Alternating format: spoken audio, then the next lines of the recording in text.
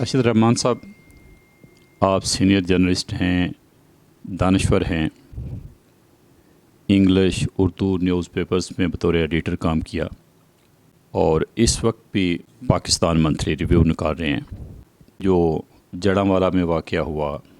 پاکستان کے جو حالات ہیں آپ کے سامنے ہیں، آپ پاکستان کے بارے میں کیا کہنا چاہتے ہیں؟ کس طرح سے دیکھ رہے ہیں پاکستان کی صورتحال کو؟ شکریہ۔ دیکھیے، جو جڑاں والا میں ہوا ہے، یہ تو میرا خیال ہے کہ شاید کہنے کی بھی ضرورت نہیں ہے کہ ہم سب اسے کنڈیم کرتے ہیں۔ یہ جو موب مینٹیلٹی ہے اور موب وائلنس ہے، اس نے بیڑا غرق کر کے رکھ دیا ہے ملک کا، سوسائٹی کا، اور پیٹرن وہی ہے۔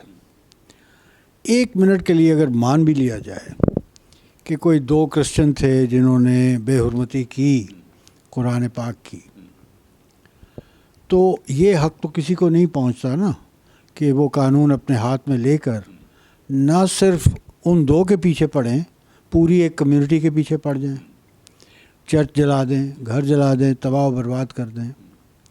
اور یہ پہلی مرتبہ نہیں ہوا، لاہور میں ہوا پہلے، اور کئی ایسے واقعات ہیں، اگر آپ تھوڑی سی تاریخ میں پیچھے جائیں تو آپ کو نظر آتا ہے۔ تو یہ ایک مینٹیلٹی ہے، اور وہ مینٹیلٹی یہ ہے کہ ہم ٹھیکیدار ہیں اسلام کے، ہمیں پتہ ہے اسلام درست کیا ہے اور غلط کیا ہے، اور کوئی بھی ہماری سوچ کے مطابق غلط کام، اس کے خلاف کام کرے گا تو ہمیں یہ حق ہے کہ ہم اس کا گلا کاٹ دیں۔ آپ کو یاد ہوگا ایسے واقعات ہوئے ہیں، وہ ایک سری لنکن مینیجر کو سیالکوٹ میں مار دیا بلاسفیمی کے چارج پہ۔ مشال خان کے ساتھ کیا ہوا، مار کے مار دیا اس کو۔ اگلے دن ایک ینگ بلوچ ٹیچر تھا، اس پہ الزام لگا بلاسفیمی کا، وہ صفائی پیش کرنے آ رہا تھا کہ اس کو گولی مار کے مار دیا۔ اور ایسے کئی واقعات ہوئے ہیں۔ شانتی نگر کا نام اگر لے لوں لاہور میں، تو آپ سمجھ جائیں گے میں کیا کہہ رہا ہوں۔ تو یہ جو ماحول بنا ہے انٹالرنٹ اور ویجیلینٹی انگریزی میں کہتے ہیں کہ آپ سمجھتے ہیں کہ آپ حقدار ہیں، آپ قانون اپنے ہاتھ میں لے سکتے ہیں، آپ جو چاہیں کر سکتے ہیں۔ تو ایک یہ مائنڈ سیٹ سوسائٹی میں تبدیلی آئی ہے، غصہ بھی ہے لوگوں میں، اور غصے کی سمجھ بھی آتی ہے کیونکہ حالات اچھے نہیں ہیں، حالات زندگی اچھے نہیں ہیں۔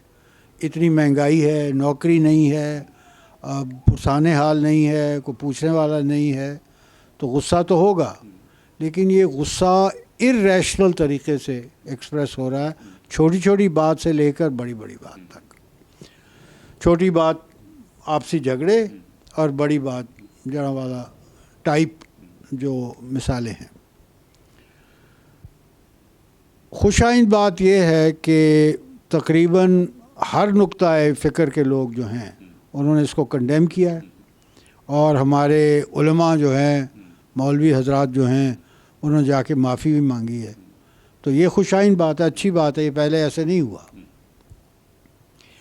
لیکن ان سے ایک سوال میرا ہے، ایسے واقعات اور لوگوں کے خلاف بھی ہوتے ہیں، صرف کرسچنز کے خلاف نہیں ہوتے، ہندوؤں کے خلاف ہوئے ہیں، سکھوں کے خلاف ہوئے ہیں، میں تو اس حد تک کہوں گا کہ احمدیوں کے خلاف ہوئے ہیں۔ چلیے آپ مانتے ہیں کہ احمدی مسلمان نہیں ہیں، کیا وہ شہری بھی نہیں ہے؟ کیا اس کا کوئی نہ مذہبی حق ہے، نہ معاشی حق ہے، نہ معاشرتی حق ہے؟ آپ جو مرضی کر لیں اس کے ساتھ۔ تو دیکھیں، یہ ایک ریشنل طریقے سے سوچنے کی ضرورت ہے اور سمجھنے کی ضرورت ہے۔ پاکستان اس لیے نہیں بنا تھا کہ ہم ایک دوسرے کے گلے کاٹیں۔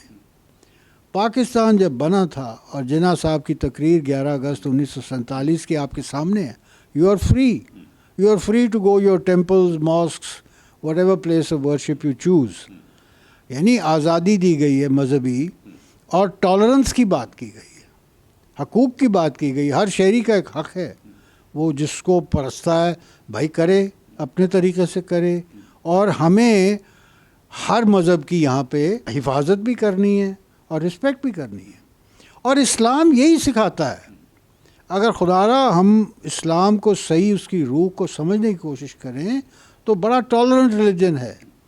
اگر اس میں کوئی یہ انٹروڈیوس کرنا چاہے ایک طرح کی رائٹیسنس، تو میں سمجھتا ہوں وہ اسلام کی اسپرٹ نہیں ہے۔ راشد رحمان صاحب، ایک خاص چیز جو ہمیں پاکستان کی تاریخ سے نظر آتی ہے وہ یہ کہ آج تک کسی کرسچن کی طرف سے، کسی ہندو کی طرف سے، چونکہ ابھی احمدیوں کو بھی غیر مسلم قرار دیا گیا ہے، تو کسی احمدی کی طرف سے، کسی اقلیت کی طرف سے آج تک یہ الزام نہیں لگایا گیا کہ ان کے مذہب کی توہین ہوئی ہے۔ کیا یہ سمجھا جائے کہ مسلمانوں کی طرف سے اقلیتوں کا جو مذہب ہے، ان کی مقدس کتابیں ہیں، ان کی توہین نہیں ہوتی، یا یہ سمجھا جائے کہ وہ اتنے دبے ہوئے ہیں، اتنے ڈرے ہوئے ہیں کہ ان کے سامنے ان کے مذہب کی، ان کی کتابوں کی توہین ہوتی رہے، لیکن وہ یہ جرت نہیں کر سکتے کہ وہ اس کا اظہار کر سکیں؟ یہ آپ درست فرما رہے ہیں۔ میں نے ابھی کہا کہ پاکستان جس بنیاد پر بنا تھا، جناح صاحب کی جو ویژن تھی، اس میں تو ہر ریلیجن کو پورا یعنی آزادی تھی، اس کمیونٹی کو آزادی تھی کہ وہ اپنی جو بھی عبادت جس طرح بھی کرنا چاہے کر سکتا ہے۔ لیکن یہ جو بات آپ نے پوچھی تو جواب آپ نے خود ہی دے دیا ہے۔ ڈر خوف اتنا ہے۔ دیکھیے، جب یہ واقعہ جڑنوالا میں ہوا اور وہ کچھ حضرات جو ہیں انہوں نے جا کے اور مسجدوں کے لاؤڈ سپیکر پہ اعلانات کیے کہ اس طرح بے حرمتی ہوئی ہے قرآن کی، اور چلو اور ان کو جلاؤ اور مارو اور یہ وہ، تو کیسے خوف پھیلا اور کیسے لوگ گھروں سے بھاگے، بچیاں، عورتیں، بچے، بڑے بوڑھے اپنی جان کو بچانے کے لیے بھاگے وہاں سے۔ اور یہ بڑی خوش آئین بات مجھے لگی کہ مسلمان ہمسایوں نے ان کی مدد کی، چھپایا، ان کو محفوظ کیا۔ انسانیت یہی کہتی ہے، اسلام یہی کہتا ہے کہ ایک مصیبت زدہ انسان آپ کے پاس آیا ہے، کوئی بھی ہو، تو آپ اس کو کیسے موڑ سکتے ہیں، جو انکار کر سکتے ہیں؟ تو یہ اچھی باتیں بھی ہیں ہمارے معاشرے میں، لیکن یہ جو تنگ نظری اور ایک مخصوص قسم کی سوچ ٹھوسی گئی ہے ہم پر، میں سمجھتا ہوں کہ یہ بڑا نقصان دے رہی ہے، اور خوف ہی خوف ہے مذہبی اقلیتوں کے اندر۔ وہ تو ماشاءاللہ وہ تو چوں بھی نہیں کر سکتے، جو مرضی ان کے ساتھ ہو جائے۔